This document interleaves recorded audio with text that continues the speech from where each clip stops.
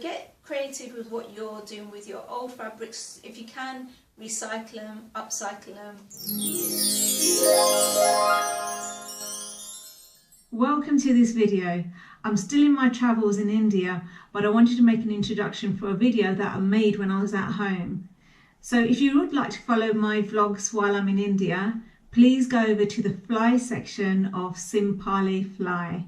But for now, I would like to introduce this video that I made about fabrics, and sometimes when you can't find the fabric that you're looking for. We know that we can go to shops, markets, online, but what happens when you can't find it anywhere? It might be an outfit that you've actually seen in the high street and you just want to buy that fabric, but it's yet not available in the shops. I hope you enjoyed this video about what I do when I'm looking for alternative sources of fabric.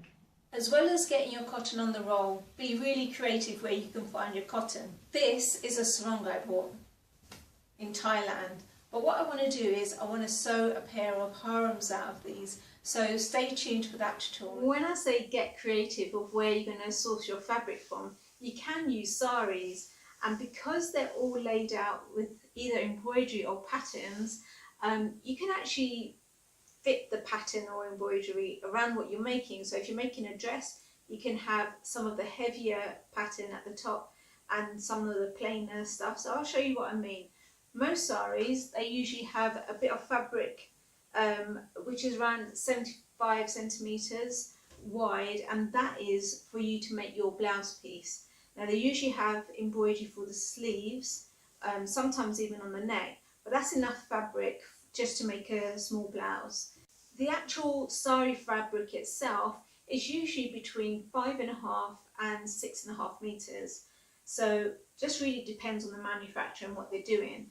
And the way these are made, the first half meter or so is plain. Normally there's nothing here. It's just absolutely plain like this one is. It's where it starts and it gets wrapped around, and this one gets wrapped to the innermost point. So you can't see it. So normally there's no print or embroidery on that part of it. Then you will get a part where the embroidery starts along the bottom, and there may be a slightly smaller scattered pattern at the top. So this one's got embroidery, and then the top half is usually plain. So it's like this. And you'll have, let's see how many meters, just on a rough basis, I'm just going to count. So 1, 2,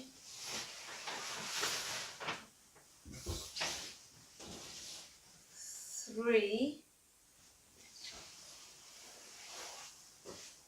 about 3 to 4 meters will be exactly like that, where the embroidery starts, then it gets scattered, then it's plain. So you've got about 3 or 4 meters of it. Then you get a part of the sari where the scattered pattern increases to the top, and possibly you have another border going along the top. So just like the one at the bottom, there's one at the top as well, and that is around 1 meter of fabric like that.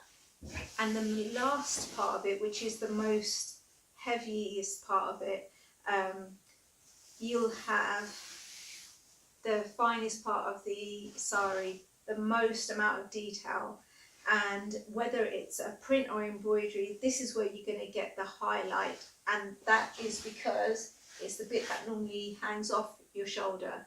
So that is the most impressive part of it. So like I say, if you were say going to make a dress, you could have this as your upper piece, and if it's like a long gown, you can have most of the other fabric down here. You could have the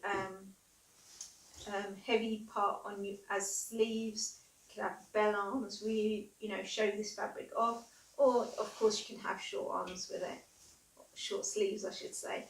So that's usually how all saris are laid out, whether they're printed or embroidered. I made this suit almost entirely out of trimmings. You can see though that I've used velvet on the back. Punjabi suits usually come embroidered, ready to sew, and I almost always have my suit sleeveless, which means that the material and the embroidery for the sleeves is always lying around. I always keep it. So at the top near the neck, that's what I've used. There are actually parts of sleeves. So again, be really creative and keep all your little bits and bobs, because that little bit of embroidery makes a really nice difference. 3 garments here that I want to show you. Again, this is about getting creative. So this is a top that I no longer wear. It doesn't fit me anymore, but this embroidery is really lovely. It's a lovely colour, it's in good neck still, so you could make a cushion out of this, or you could just make, use it in part of an outfit as a pocket design or something. So get creative with what you're doing with your old fabrics. If you can, recycle them, upcycle them, and you have your outfit for a little longer. Now this was a jean skirt. You can see I've already cut it to pieces already, and I'm keeping it because I know I can probably use this as a top half of an outfit.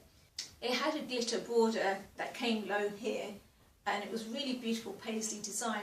Now I used that for a design when I was inspired by Poonam Dubey. I'll show you a picture of that outfit.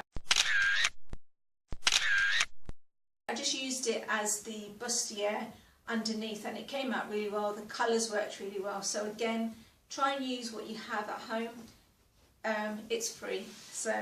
And this last one out of the garments is an outfit that I didn't wear because I kind of went off this netting here. However, the embroidery is still really lovely. So what I'm thinking of doing is cutting it here and using just the top part of that, and maybe putting some borders, and then using the same border out on the lehenga, and then it kind of completes the whole outfit. You can put it on the dupatta, gives it a new look. And again, this is nice because it's embroidery, and sometimes when you're working, or when I'm working on my own outfits, I like there to be just a little bit of embroidery. It's something that I don't know how to do, but this is a good way of incorporating it. This chiffon that I want to show you is actually an offcut, so don't forget to save your offcuts, especially your big pieces. This one was on the bottom of a sari that I made for my niece, and I know there's enough fabric here to make a pleated skirt out of, or something like that. Now this type of chiffon, it's like a very thin viscose version.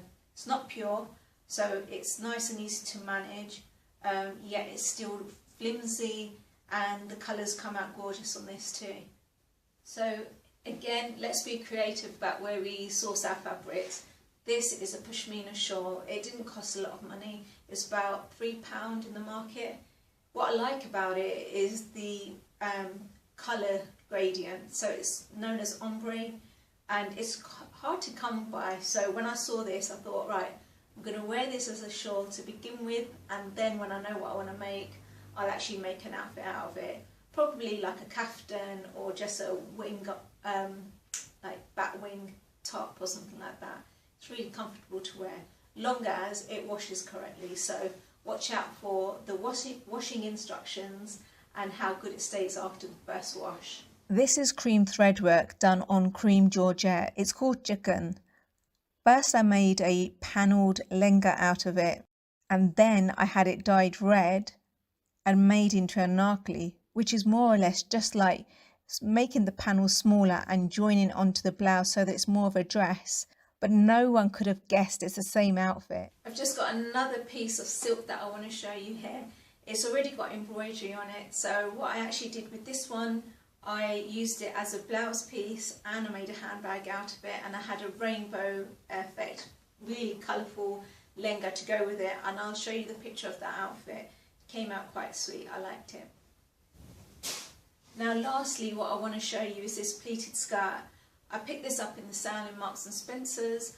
I liked it because the pleats are already done for you, and I want to be able to make a lehenga out of this. So I'll let you know how I get on with that, and if it comes out well, there'll be a tutorial coming soon. Please let me know what you thought of this video in the comments section below. And if you have any feedback, any constructive criticism, it's all welcome. It will help me grow and learn and get better. I'd also like to know what your tips are for when you can't find fabric for items that you're making. What do you do?